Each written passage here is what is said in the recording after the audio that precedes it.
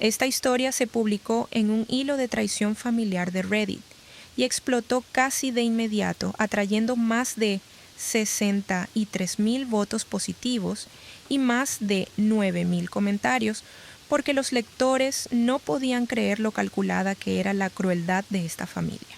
Según la OP, sus padres la invitaron a una elaborada cena de cumpleaños para su 30º cumpleaños y le dijeron que tenían una sorpresa especial planeada. Entró en una habitación privada llena de parientes, pensando que tal vez por fin este sería el año en que su familia la trataría de manera diferente. En cambio, su padre se levantó con un micrófono y anunció públicamente que cortaba lazos con su hija inútil, mientras que su hermano exigía que les devolviera a sus padres 0,0000 por criarla. Pero lo que hizo que esta historia se volviera viral no fue solo la humillación, fue lo que OP descubrió después. Porque una vez que empezó a revisar documentos antiguos, se dio cuenta de que el cumpleaños no fue en absoluto un arrebato emocional, fue preparación. Según se informa su familia, necesitaba desacreditarla públicamente antes de que ella descubriera lo que habían hecho con un fondo fiduciario que le había dejado su abuela. Y honestamente, cuanto más profunda es esta historia, más oscura se vuelve. Firmas falsificadas, narrativas familiares manipuladas, dinero de herencia robado, humillación coordinada y parientes que intentan utilizar la reputación como arma antes de que saliera a la luz la verdad. Al final los lectores no debatían si OP reaccionó exageradamente. Estaban debatiendo si su familia merecía estar en prisión. Esto es lo que escribió el OP. Mi nombre es Madison y hoy cumplo 30 años. Solía pensar que un hito como ese significaba algo, que para este momento finalmente me verían, me valorarían, tal vez incluso me querrían sin tener que ganármelo. Esa mañana mi padre me llamó y me dijo que tenía un regalo especial planeado para mi cumpleaños, algo inolvidable. Sonaba casi orgulloso. Mi madre me dijo que me vistiera bien porque toda la familia quería que este año fuera diferente. Me aferré a esa palabra todo el día como si significara redención. Para cuando entré en la sala privada que habían reservado, ya estaban allí 15 familiares, sonriendo demasiado, mirando demasiado de cerca. Recuerdo haber pensado que tal vez este era el año en que todo cambiaría. Tal vez este era el año en que dejarían de tratarme como la decepción de la familia y empezarían a tratarme como una hija. Entonces mi padre se levantó. Tomó el micrófono y se aclaró la garganta como si fuera a hacer un brindis. En lugar de eso me miró fijamente y dijo: a partir de este momento oficialmente cortaré lazos con esta hija inútil. La sala se congeló. Mi madre cruzó los brazos y dijo que era una vergüenza tener una hija como yo. Mi hermano se rió y agregó que antes de que desapareciera, debería devolverles a nuestros padres $200,000 por haberme criado. Nadie los detuvo, nadie dijo mi nombre. Pude sentir todas las miradas, todos los susurros, todo el juicio silencioso, aterrizando sobre mí al mismo tiempo. Salí antes de que pudieran verme romperme. 3 días después no dejaban de llamarme. Aún no me había dado cuenta de que la humillación de mi cumpleaños solo era el comienzo. Esa noche no fui a casa a llorar sobre una almohada como la gente espera que lo hagan las mujeres, como yo en historias como esta. Conduje durante casi 2 horas, con mi teléfono boca abajo en el asiento del pasajero y mi mandíbula tan apretada que dolía. La humillación arde primero, luego se endurece. Para cuando estacioné en el garaje de mi apartamento ya no temblaba. Estaba fría. Mi teléfono mostraba 31 llamadas perdidas y una pared de mensajes de familiares que de repente se sentían con derecho a ver cómo estaba después de estar allí y no hacer nada. Algunos dijeron que mis padres se habían pasado de la raya. Otros preguntaron qué había hecho yo para provocarlo. Una tía escribió que tal vez la vergüenza pública era necesaria, porque algunas hijas no cambian hasta que tocan fondo. La bloqueé primero, luego bloqueé a 6 más. Estuve en mi cocina con el vestido de cumpleaños puesto y repetí cada segundo de esa sala. Mi padre no había sonado impulsivo, había sonado preparado. Mi madre no se había visto borracha ni emocional, se había visto satisfecha. Mi hermano no había explotado en el calor del momento. Había entregado esa cifra, $200,000, como si la hubiera ensayado. Eso fue lo que me molestó primero, no la crueldad, la precisión. Alrededor de la medianoche, mi mejor amiga Rachel apareció sin preguntar, trayendo comida para llevar, y esa mirada que la gente pone cuando intenta no sentir lástima por ti. La dejé entrar porque era la única persona en la que confiaba para no preguntarme si estaba bien. Me miró de inmediato y dijo: «Dime exactamente qué creen que están ocultando». Le conté todo. Cuando repetí la parte sobre devolverles el dinero por haberme criado, dejó de comer y me miró con cuidado. «Madison, eso no fue al azar». Estaban montando una historia públicamente. Tenía razón. Una familia que te humilla frente a testigos está construyendo una defensa. Querían una audiencia porque querían una narrativa. Hija inútil, cargar hija ingrata. Nos debe dinero. No solo me estaban atacando a mí, estaban preparando a las personas para creer lo que viniera después. Rachel preguntó quién se beneficiaría si todos pensaran que merecía ser cortada. La pregunta reorganizó años de recuerdos en segundos. Mi fondo universitario que desapareció después de que mi abuelo muriera, papeles que mi padre firmó una vez, por conveniencia, la obsesión de mi madre por mantener las cosas dentro de la familia, mi hermano siempre sabiendo números que no debería saber. Fui a mi habitación y saqué una vieja caja de almacenamiento del fondo del armario, la que no había abierto en años porque contenía documentos del periodo de mi vida cuando aún confundía el control con el amor, formularios de impuestos, cartas de becas, avisos de seguros. Luego encontré un sobre descolorido del abogado de mi abuela. Dentro había una carta confirmando que se había establecido un fideicomiso a mi nombre, con acceso escalonado a los 25 años y transferencia completa a los 30. 30, hoy, mi regalo especial. Rachel lo leyó 2 veces, luego preguntó cuánto había en el fideicomiso.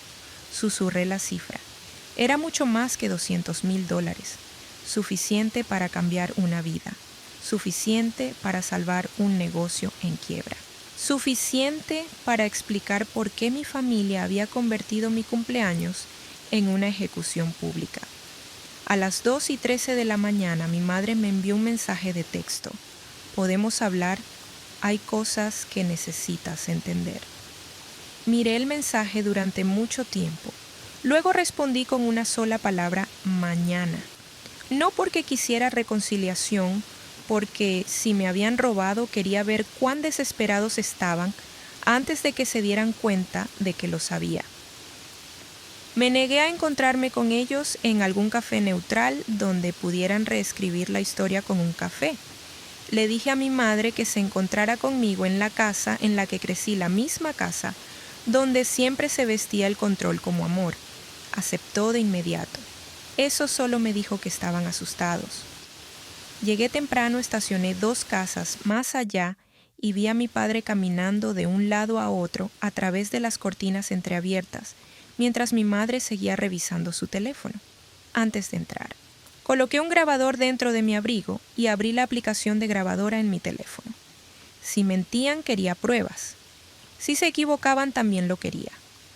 En el momento en que entré, mi madre se apresuró hacia mí, ya llorando, ya haciendo el papel de arrepentimiento. Me eché hacia atrás.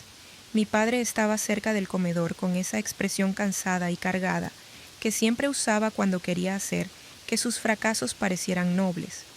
No me senté. Les dije que se saltaran la disculpa y me dijeran la verdad. Mi madre comenzó con las excusas esperadas.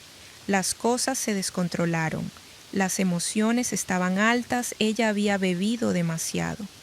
Mi padre dijo que habían cometido un error terrible. Lo interrumpí. No me emboscaron frente a 15 familiares por accidente, dije. Elegiste la sala, la audiencia, el micrófono, y mi hermano citó una cifra. Así que inténtalo de nuevo. El rostro de mi padre cambió primero. No vergüenza, irritación. Mi madre se sentó y dijo que estaban tratando de forzar una llamada de atención. Casi me reí. ¿Una llamada de atención? ¿Llamándome inútil en público? Mi padre dijo que no tenía idea de la presión que estaban bajo. Le pedí que comenzara con mi fideicomiso. El silencio que siguió fue real. Mi madre miró a mi padre me miró a mí. Luego preguntó, ¿qué fideicomiso incluso entonces eligió el insulto sobre la honestidad? Le dije que me refería al fideicomiso que mi abuela me dejó, el que estaba programado para la transferencia a los 30. Mi madre comenzó a llorar de verdad en ese momento, no porque estuviera herida, sino porque la mentira se estaba derrumbando. Finalmente mi padre admitió que habían estado en problemas financieros durante años. Su negocio había tenido pérdidas, los préstamos se acumulaban, las deudas se prorrogaban, y cuando la empresa estuvo cerca de colapsar, utilizaron dinero destinado a la estabilidad familiar. Le pregunté si eso era lo que él llamaba robarle a su hija. Mi madre dijo que tenían la intención de reemplazarlo. Pregunté, ¿cuándo? ¿Antes de que me enterara o antes de que me cortaran públicamente para que nadie me creyera después?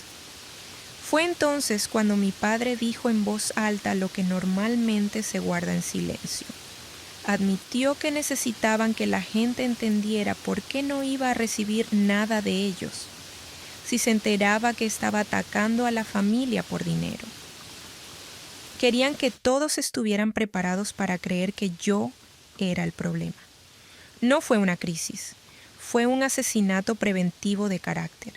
Habían envenenado la sala antes de que yo supiera lo que estaban escondiendo. Luego mi padre murmuró que estaban tratando de proteger el nombre de la familia. Le dije que se refería a su nombre. No lo negó. En cambio dijo algo que nunca olvidaré. Es mejor que una hija se sienta herida a que toda la familia sea arrastrada por el barro. Esa fue la verdad desnuda. Me sacrificaron para protegerse a sí mismos. Hice una última pregunta. ¿Usaron mi dinero con mi consentimiento? Mi madre negó con la cabeza antes de darse cuenta. Lo vi. Él también lo vio. ¿Qué firmaron en mi nombre?, pregunté. Mi padre se levantó y dijo que la conversación había terminado. Saqué mi teléfono y dije, no, esto acaba de comenzar. La habitación cambió en el momento en que vieron mi teléfono en mis manos. El miedo es feo en las personas que han pasado toda su vida confiando en la intimidación. Mi padre parecía menos un patriarca y más un hombre calculando si la rabia aún podía rescatarlo. Mi madre dejó de llorar y empezó a mirarme con pánico desnudo. ¿Nos estás grabando?, preguntó. Me estoy protegiendo, le dije. Algo que deberías haberme enseñado hace años. Mi padre exigió que lo apagara. No lo hice. Le pregunté de nuevo más despacio ahora cada palabra deliberada. ¿Qué firmaron en mi nombre? Primero probó la vieja táctica la autoridad. Dijo que estaba siendo dramática y respetuosa, inestable. Había escuchado todas las versiones de ese guión desde que era niña. Luego intentó la vergüenza. Me recordó el techo sobre mi cabeza, la matrícula, con la que ayudaron los años que sacrificaron para darme oportunidades. Pero yo había pasado la noche con papeles, y los papeles son más difíciles de manipular que la memoria. Estás recitando facturas emocionales, le dije. Estoy preguntando sobre fraude. Esa palabra dio en el blanco exactamente donde quería. Mi madre inhaló bruscamente. La mandíbula de mi padre se tensó. Caminó hacia la ventana, luego de vuelta a la mesa, y finalmente me miró, con el desprecio agotado de un hombre que resiente tener que admitir lo que ha hecho. Había formularios de autorización, dijo, para la reestructuración del fideicomiso.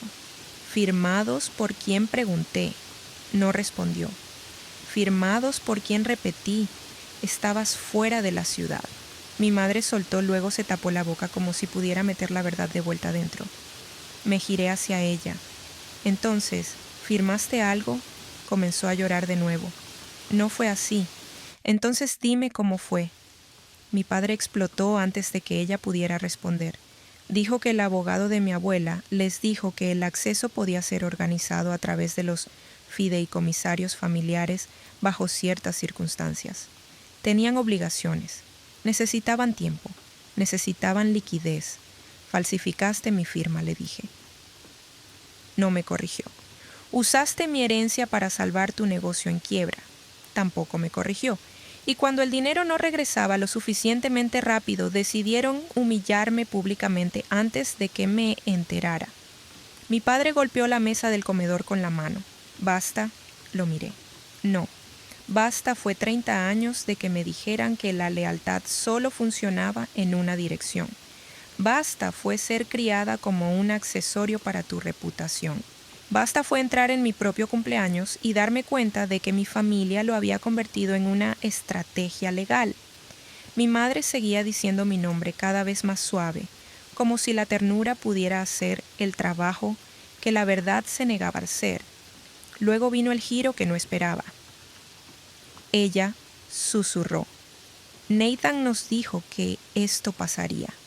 Me quedé inmóvil.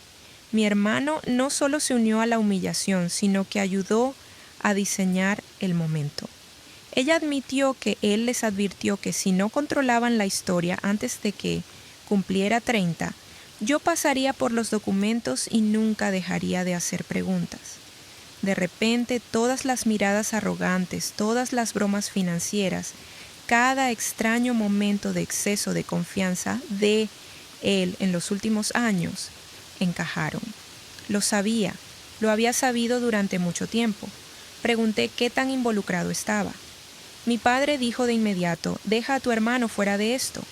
Esa respuesta me dijo lo suficiente. Las personas culpables protegen a la persona que puede exponer a las demás. Pregunté si él había obtenido algún beneficio. Mi madre bajó la mirada. Mi padre finalmente admitió que habían ayudado a Nathan con ciertos gastos. ¿Con qué dinero el mío? Parte de él había venido del fideicomiso. Ahí estaba. No solo robo. Distribución. Mi dinero no solo había rescatado el negocio de mi padre, también había amortiguado a mi hermano.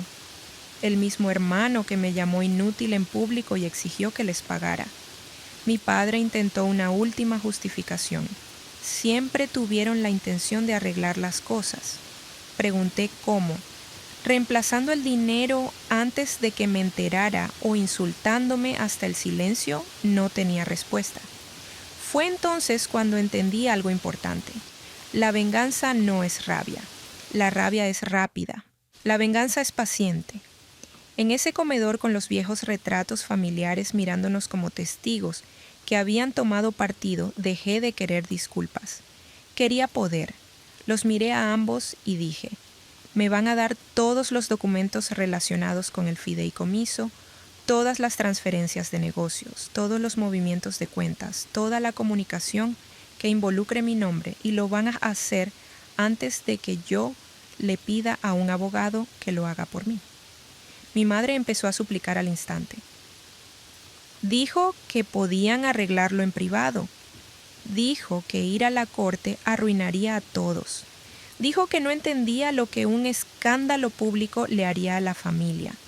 Finalmente le di la respuesta más honesta que había dicho en esa casa.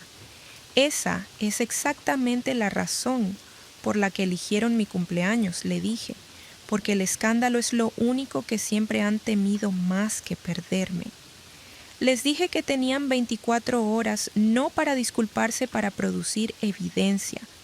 Si ocultaban algo, borraban algo. Movían algo o advertían a Nathan antes de que hablara con él, asumiría lo peor y actuaría en consecuencia. Mi padre preguntó si los estaba amenazando. No le dije. Les estoy presentando la versión de mí que ustedes crearon. Luego me di la vuelta y salí. Mi teléfono ya estaba sonando antes de que llegara a mi coche. No respondí ninguna de las llamadas. Me senté al volante. Escuché la grabación de principio a fin y me di cuenta por primera vez de que ya no estaba atrapada dentro de su versión de la realidad. Ahora estaban atrapados en la mía. Nathan llamó 17 veces esa noche. Dejé que todas las llamadas fueran al buzón de voz. En el 6º mensaje había cambiado de enojo a urgencia. En el 12º sonaba asustado. En el 17º sonaba como un hombre que intentaba con todas sus fuerzas no decir algo incriminatorio por teléfono. Eso me dijo que tenía exactamente un movimiento disponible. No confrontes a la persona culpable mientras todavía cree que la actuación puede salvarla. Déjalos hablar hasta que se pongan en una posición peor. A la mañana siguiente apareció una carpeta en mi correo electrónico desde una dirección que mi padre solo usaba para negocios familiares importantes. Sin línea de asunto, sin explicación, solo documentos escaneados, resúmenes de cuentas.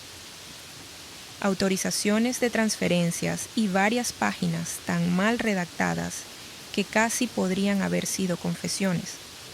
Pasé horas revisando todo línea por línea, luego construyendo una línea de tiempo. Mi fideicomiso había sido tocado años antes bajo la apariencia de una reestructuración temporal. Una firma que coincidía con la mía apareció en formularios que nunca había visto. Los fondos se movieron en etapas hacia entidades vinculadas al negocio de mi padre. Posteriores retiros cubrieron deudas personales pasivos fiscales y desembolsos de apoyo familiar a Nathan, un coche nuevo, cobertura de alquiler, un acuerdo de tarjeta de crédito, incluso una fallida empresa. Así que cuando me dijo que les pagara a mamá y papá $200,000 por criarnos, él ya había gastado dinero que era legalmente mío. Por la tarde tenía suficiente para saber que no estaba imaginando nada, pero no lo suficiente para entender quién había redactado los formularios falsificados. Así que llamé al bufete de abogados que aparecía en los papeles de mi abuela y pedí una cita para revisar los registros. El abogado principal ya se había retirado, pero uno de los socios recordó el fideicomiso. No podía discutir todo por teléfono. Pero su pausa después de que mencioné los formularios de autorización firmados, mientras yo estaba fuera del estado, me dijo más de lo que él quería. Cuando llegué, sacó correspondencia archivada y me permitió revisar las copias en silencio. Fue allí donde las piezas finales encajaron. El bufete le había enviado a mi padre un aviso años atrás, denegando una transferencia solicitada, sin una confirmación directa de los beneficiarios. Semanas después, recibieron lo que parecía un documento de consentimiento firmado por mí, atestiguado por un notario cuyo sello había sido invalidado. Sentí mi corazón latir más lento de la manera extraña en que sucede cuando el dolor se convierte en claridad. Esto no fue desesperación difusa por malas decisiones. Fue un engaño planeado. Papel tras papel construido capa por capa para convertir el robo en administración. Y si estaban dispuestos a falsificar mi firma una vez, entonces el cumpleaños no fue el origen de su crueldad, fue el mantenimiento. Salí del bufete con copias notas y el tipo de calma que solo llega cuando el dolor finalmente es reemplazado por dirección. Nathan me envió un mensaje mientras estaba en el estacionamiento. ¿Podemos hablar solo?, respondí 15 minutos después. Esta noche, el mismo lugar donde elegiste humillarme, respondió de inmediato. Bien, dejémoslo pensar que todavía conoce el terreno. Lo encontré en la sala privada del mismo lugar donde destruyeron mi cumpleaños, excepto que esta vez estaba vacío, brillante y despojado de testigos. Entró con la postura inquieta de un hombre preparado para encantar, intimidar o confesar, dependiendo de lo que le diera mejores probabilidades. Comenzó con la actuación que esperaba. Dijo que estaba bajo presión. Dijo que nuestros padres lo arrastraron a algo que no entendía completamente. Dijo que la fiesta se descontroló. Lo dejé hablar hasta que empezó a repetir frases familiares. Para tu propio bien no ves todo el panorama. Todos estaban bajo estrés. Entonces dejé los registros de los desembolsos sobre la mesa entre nosotros. Su rostro cambió instantáneamente. No hay mejor detector de mentiras que los papeles. ¿Cuánto de mi dinero gastaste?, pregunté. No respondió. Coche primero, luego alquiler, luego deudas. Se sentó lentamente. Madison escucha. No, escucha tú. Mi voz se mantuvo calma. Eso lo sacudió más de lo que lo habría hecho gritar. Estuviste allí parado y me llamaste una carga, mientras gastabas dinero que nunca fue tuyo. Hablaste de reembolsos frente a 15 personas, mientras nuestros padres usaban mi herencia para limpiar tus errores. Así que te voy a preguntar una vez, y tú vas a decidir si esta noche te ayuda o te destruye. ¿Qué tan involucrado estuviste? Se frotó las manos sobre su rostro y miró la mesa. Luego, la verdad empezó a filtrarse en pedazos. Sabía que existía el fideicomiso. Se enteró cuando mi padre pidió un préstamo contra los activos del negocio y entró en pánico. Sugirió moverse primero y explicar después. Les dijo que si alguna vez conseguía acceso completo a los 30 años, investigaría los números. También sugirió que si la familia me enmarcaba públicamente como inestable, egoísta e ingrata, entonces cualquier desafío legal futuro de mi parte parecería venganza de una hija resentida en lugar de lo que realmente era. Una víctima de fraude luchando. Debo decir que me sentí traicionada en ese momento. Pero traición implica algo de inocencia. Lo que sentí fue confirmación. Él no reaccionó impulsivamente. Lo había planeado. Dijo que estaban tratando de ganar tiempo. Con mi vida, le dije. Con mi nombre, con mi cumpleaños, con mi dignidad. Susurró que lo sentía. Creí que significaba que sentía que lo sabía. Sentía que había documentos. Sentía que la hija que había pasado años subestimando finalmente había aprendido a leer todo el tablero de ajedrez. Esa noche hice algo que él confundió con misericordia. Le dije que todavía podía haber un camino de salida si cooperaba por completo. Cada mensaje, cada correo electrónico, cada conversación, cada transferencia bancaria a la que tuvo acceso. Cada texto donde nuestros padres hablaron sobre mí, el fideicomiso, la fiesta o el momento. Me preguntó si estaba tratando de volverlo en contra de ellos. No le dije. Te estoy preguntando si quieres irte con ellos. Envió el primer lote antes de la medianoche. Capturas de pantalla, hilos reenviados, fragmentos de mensajes del grupo familiar, notas de voz de mi madre y un devastador mensaje de mi padre, escrito 2 semanas antes de mi cumpleaños. Una vez que ella sea desacreditada públicamente, estará demasiado ocupada defendiendo su reputación como para preguntar dónde fue a parar el dinero. Leí esa frase 3 veces. Luego guardé todo en 3 lugares diferentes. A la 1:07 de la mañana, abrí un documento en blanco y comencé a construir el caso que terminaría con el mito familiar en el que me había visto obligada a vivir. Durante las siguientes 48 horas desaparecí a propósito, no porque me estuviera ocultando, sino porque el silencio es una privación de oxígeno para las personas manipuladoras. Mi madre dejó mensajes de voz sollozando. Mi padre alternaba entre amenazas que sonaban legales y súplicas heridas sobre la resolución familiar. Nathan enviaba mensajes cada pocas horas preguntando qué planeaba hacer, luego los eliminaba demasiado tarde para que importaran porque ya había tomado capturas de pantalla de todo. No respondí ninguno de ellos. Pasé esos 2 días con Rachel, una abogada de contratos que ella confiaba y un contador forense que le debía un favor. Para entonces, los hechos se habían endurecido en algo innegable. Mi herencia había sido accedida de manera inapropiada.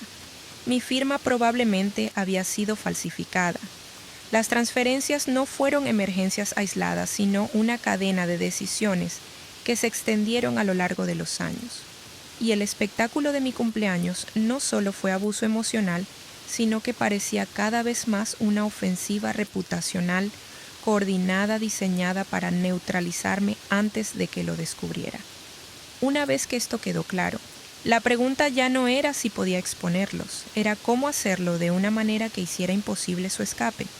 Las personas como mis padres sobreviven al enfrentamiento, se desploman bajo una verdad sincronizada, así que construí capas.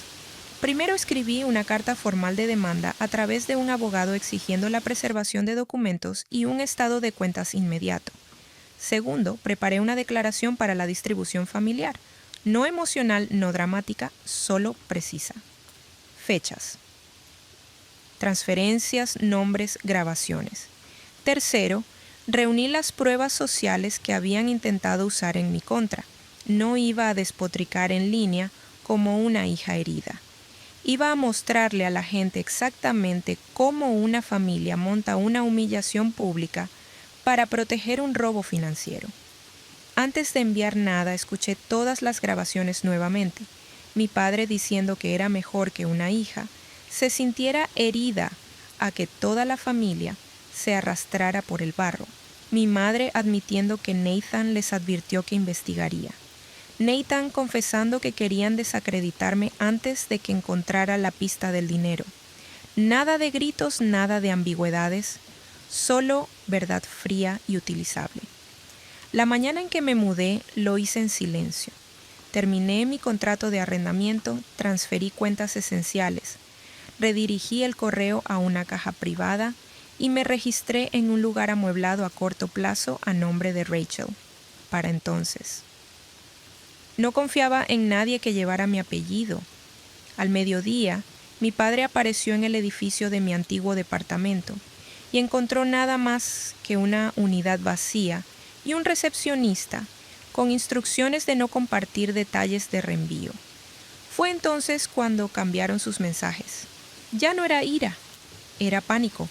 Escribió que estaba exagerando que los abogados solo empeorarían las cosas, que una vez que estas cosas entraran en el ámbito público, todos perderían. Esa línea casi me hizo sonreír. Las personas que dicen eso generalmente significan que yo finalmente perderé también. A las 3 de la tarde mi abogado envió el aviso de preservación a mis padres y a Nathan. A las 3:07 envié mi declaración familiar a todos los familiares que asistieron al cumpleaños, además de 3, que no habían asistido pero ya se habían insertado en la historia. Adjunté extractos de apoyo, no todos los archivos, solo lo suficiente para hacer que la negación fuera estúpida. Escribí que había permanecido en silencio públicamente por respeto a la familia, hasta que descubrí que el evento de cumpleaños había sido orquestado para dañar mi credibilidad antes de que conociera el grave mal comportamiento financiero relacionado con mi herencia. Declaré que seguiría todos los remedios disponibles. Pedí que nadie me contactara para presionar por una reconciliación sin revisar primero la documentación. Luego adjunté 4 cosas. La carta del fideicomiso que mostraba la transferencia programada a los 30.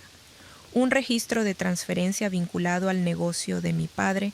Una captura de pantalla del mensaje desacreditado públicamente de mi padre y un extracto de la transcripción de la grabación en el comedor. 10 minutos después empezaron las llamadas. Primero de una tía que me había visto ser humillada. Y ahora quería decir que siempre supo que algo se sentía raro. Luego de un tío repentinamente furioso, no por mi dolor, sino por el hecho de que lo habían utilizado como parte de una mentira. Luego de un primo preguntando si el problema de la firma falsificada significaba exposición criminal. Las personas se vuelven muy interesadas en la ética cuando las consecuencias adquieren vocabulario. Dejé que mi abogado respondiera las serias. Dejé que las demás sonaran. Para la tarde el grupo de chat familiar había explotado. Las capturas de pantalla me llegaron desde 3 direcciones a la vez. Mi madre rogando a todos que no juzgaran antes de que se conocieran todos los hechos. Mi padre llamando al asunto privado y acusándome de vindictividad. Nathan insistiendo en que solo había intentado mantener a la familia unida. Luego, un pariente mayor, la hermana de mi abuela, escribió una línea que parecía romper lo que quedaba de su delusión colectiva. No mantuviste unida a la familia. Alimentaste a un hijo para proteger a los demás. Después de eso, el silencio a su alrededor cambió. Ya no era estratégico. Era el exilio social formándose en tiempo real. Pero yo no había terminado. A la mañana siguiente, después de que mi equipo legal presentara el primer paquete de quejas formales, publiqué una breve declaración pública en mi propia cuenta. No nombres, no acusaciones, más allá de lo que la documentación respaldaba. Solo esto. En mi cumpleaños número 30, fui humillada públicamente por miembros de mi familia que más tarde descubrí habían mal utilizado activos que me había dejado mi abuela. Para aquellos que presenciaron ese evento y se preguntaron por qué me fui en silencio, el silencio fue el comienzo, no el final. No hablaré de esto emocionalmente. Lo manejaré con precisión. Esa publicación hizo lo que la furia nunca pudo. Les quitó la capacidad de llamarme histérica. Me enmarcó como factual controlada peligrosa en la forma exacta en que los mentirosos más odian. En pocas horas, las personas del círculo de negocios de mi padre comenzaron a distanciarse.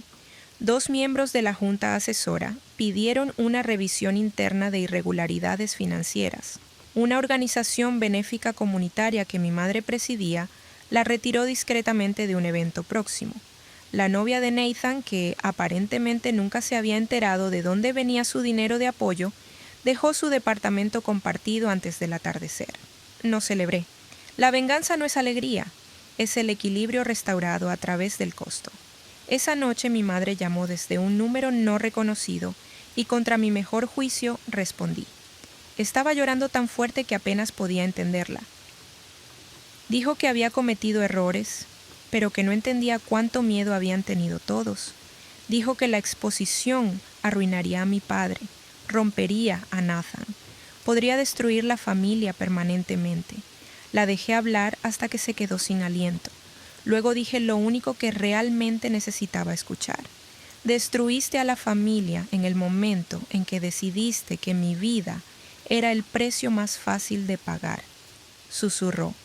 Por favor, regresa a casa, cariño. Colgué. 5 minutos después. Mi padre envió un mensaje de texto. ¿Podemos resolver esto? Justo después de eso, Nathan envió exactamente lo que había estado esperando. ¿Dónde diablos estás? No porque me extrañara, porque los hombres como él solo empiezan a gritar cuando se dan cuenta de que el objetivo se ha salido de su alcance. La primera fecha de la audiencia se fijó más rápido de lo que mi padre esperaba y más lento de lo que yo quería, lo cual es como suele funcionar la justicia. Lo suficientemente tarde como para poner a prueba tu paciencia, lo suficientemente temprano como para aterrorizar a los culpables. Para entonces, cada relación en mi familia había comenzado a colapsar bajo el peso de la verdad. La empresa de mi padre abrió una revisión interna y suspendió su autoridad sobre varias cuentas en espera de la investigación. Mi madre dejó de aparecer en la iglesia en los almuerzos benéficos, en los eventos del vecindario donde la reputación solía ser su atuendo favorito. Nathan intentó rescatar la simpatía diciendo a la gente que también había sido manipulado, pero esa historia murió en el momento en que aparecieron sus mensajes de texto mostrando que había sugerido desacreditarme antes de que cumpliera 30. La humillación pública tiene un olor cuando regresa, metálico, inmediato, familiar. Lo reconocí porque una vez intentaron ahogarme en ella. Ahora estaba viviendo en su casa. Durante el descubrimiento surgieron más documentos de los que había esperado. Había notas manuscritas de mi padre mapeando los huecos de flujo de efectivo con las fechas de acceso al fideicomiso. Correos electrónicos de mi madre quejándose de que yo era demasiado sentimental para sobrevivir a la verdad. Un mensaje de Nathan burlándose de mí por seguir creyendo que mi abuela me había dejado algo significativo. Cada archivo despojó otra excusa. No habría un final curativo. No habría una reunión de enfoque suave. no una cena familiar donde todos lloraran y aprendieran a comunicarse mejor. Esa versión de la historia murió en mi fiesta de cumpleaños, con el micrófono en la mano de mi padre. La versión que sobrevivió me pertenecía a mí. La gente a veces pregunta cuándo dejé de amarlos, pero esa es la pregunta equivocada. El amor nunca fue el motor aquí. La supervivencia lo fue. No dejé de amarlos en un segundo dramático. Dejé de priorizar su comodidad sobre mi realidad. Y para personas como ellos, eso se siente exactamente como una traición. La oferta de conciliación llegó primero, por supuesto. Siempre lo hace cuando las personas arrogantes finalmente se encuentran con los papeles. Mi padre propuso un pago parcial a plazos si dejaba todas las acciones formales y firmaba un acuerdo de confidencialidad. Mi madre envió una carta manuscrita por separado rogándome que no convirtiera el dolor privado en algo permanente. Nathan asombrosamente preguntó si al menos aceptaría no liberar más mensajes porque su carrera se estaba viendo afectada. Leí las 3 cartas y no sentí nada más que distancia. Un año antes, incluso 6 meses antes, podría haber confundido su miedo con remordimiento. Ya no. El remordimiento centra a los heridos. El miedo centra al yo. No estaban devastados por lo que habían hecho. Estaban devastados porque la hija que habían entrenado para absorber el daño había elegido devolverlo con evidencia. Rechazamos la oferta inicial, luego la segunda, luego la tercera, la cual finalmente incluyó la restauración financiera casi total, la admisión de transferencias no autorizadas sin una confesión criminal completa y la liquidación de 2 activos importantes para cubrir los daños. Mi abogado me preguntó qué resultado realmente quería. La respuesta me sorprendió incluso a mí con lo simple que sonó cuando la dije en voz alta. Quiero que la verdad les cueste más que la mentira nunca pagó. Al final, eso fue exactamente lo que ocurrió. Mi padre perdió el control operativo del negocio que había vaciado mi herencia para salvar. Y cuando los susurros de la comunidad se convirtieron en un examen formal, el hombre que una vez creyó que la reputación podía protegerlo, descubrió con qué rapidez las reputaciones abandonan a los expuestos. Mi madre, que había pasado décadas gestionando las apariencias como una religión, se convirtió en una mujer de la que la gente hablaba alrededor en lugar de a ella. Nathan, que pensaba que la crueldad astuta lo hacía poderoso, aprendió la diferencia entre ser el hijo favorito y ser el testigo prescindible cuando comenzó la presión legal. Me llamó una última vez con la voz quebrada, preguntando si realmente iba a dejar que todo se incendiara. Le respondí con calma, no, simplemente me niego a estar en el fuego que tú construiste para mí. Después del acuerdo cambié más que mi dirección. Cambié de bancos, rutinas, hábitos, números, cerraduras, contraseñas y el reflejo que antes me hacía explicarme a las personas que no tenían derecho a exigírmelo. Tomé los fondos recuperados e hice algo que ninguno de ellos esperaba. No los gasté intentando parecer exitosa. Los utilicé para ser libre. Lancé la consultoría de diseño que había pospuesto durante años, porque mi familia siempre llamaba mis metas irreales a menos que pudieran beneficiarse de ellas. Alquilé un estudio luminoso con demasiadas ventanas. Compré una mesa de comedor lo suficientemente grande para una familia elegida. Comencé a celebrar mi cumpleaños con personas que no necesitaban que estuviera rota para sentirse seguras. En el primer aniversario de la fiesta, Rachel trajo una tarta sin discurso adjunto, sin crueldad oculta, sin actuación disfrazada de amor, solo mi nombre escrito limpiamente en la parte superior. Esa noche, después de que todos se fueron, me senté sola un rato y pensé en la mujer que salió de esa sala, a los 30 años humillada y atónita, y aún sin ser completamente consciente de que caminaba hacia el resto de su vida. Solía pensar que la venganza significaba destruir a las personas que te lastimaron. A veces lo hace, pero a veces la venganza es más exacta que la destrucción. A veces es obligarlos a vivir bajo la vista completa de lo que eligieron mientras tú sigues viviendo en plena posesión de lo que no pudieron mantenerte. Antes de ir a la cama, publiqué una última línea en mi historia privada, donde solo un círculo pequeño podía verla. A los 30 años intentaron borrarme en público para poder quedarse con lo que era mío en privado. En su lugar recuperé mi nombre, mi futuro y cada mentira que construyeron sobre ambos. En Revenge Mangan. Nuestro equipo está comprometido con la creación de historias significativas y cautivadoras que dejen una impresión duradera en los espectadores.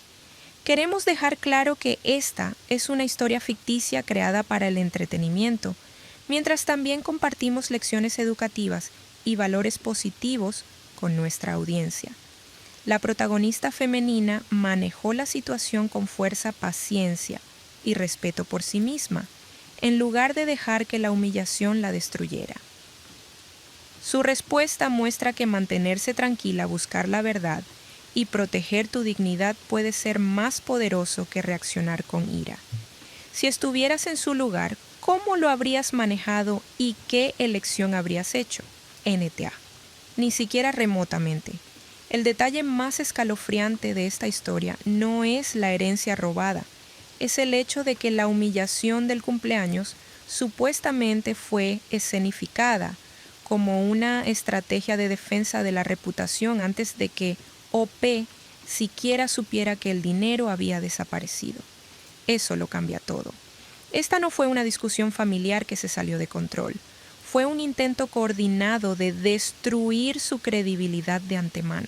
Y una vez que te das cuenta de eso, cada detalle se vuelve horripilante en retrospectiva. El micrófono. El público. El número ensayado de 00000. El encuadre público de OP como inestable, egoísta e ingrato. Su familia no solo la estaba humillando emocionalmente.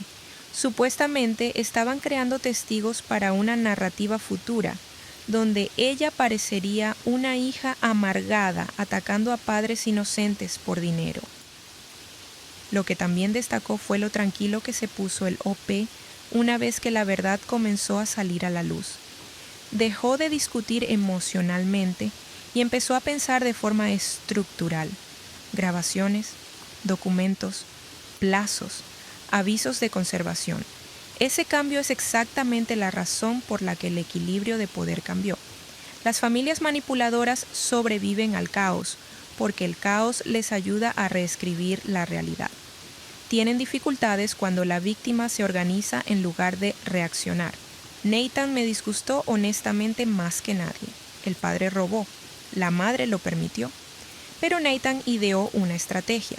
Según la historia, sugirió específicamente desacreditar públicamente a OP antes de que cumpliera 30 años, porque sabía que investigaría el fideicomiso una vez que se transfiriera. Eso no es inmadurez, eso es una traición deliberada. Y el final se siente importante porque el OP no solo ganó dinero, escapó del sistema emocional que la entrenó para absorber el daño en silencio. La herencia recuperada importaba, pero la verdadera victoria fue que dejó de participar en una estructura familiar donde su dignidad siempre era negociable. 58,7 mil votos a favor. La fiesta de cumpleaños no fue una humillación, fue preparación de testigos. Tu familia literalmente intentó construir un caso de defensa futuro en público. OP, respuesta. Esa realización lo cambió todo para mí. Una vez que entendí que la fiesta tenía un propósito, dejé de verla como un caos emocional. 46,1 mil votos a favor. Nathan es la persona más aterradora de esta historia. Tus padres actuaron por miedo, actuó por estrategia. OP, respuesta. Por eso mismo dejé de intentar llegar a él emocionalmente. Ya entendía lo que estaban haciendo. 37,5 mil votos a favor.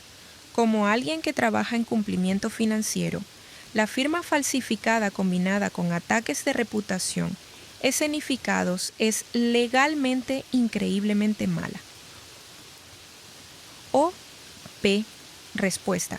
Mi abogado dijo lo mismo una vez que conectamos la línea de tiempo con el cronograma de transferencia del fideicomiso.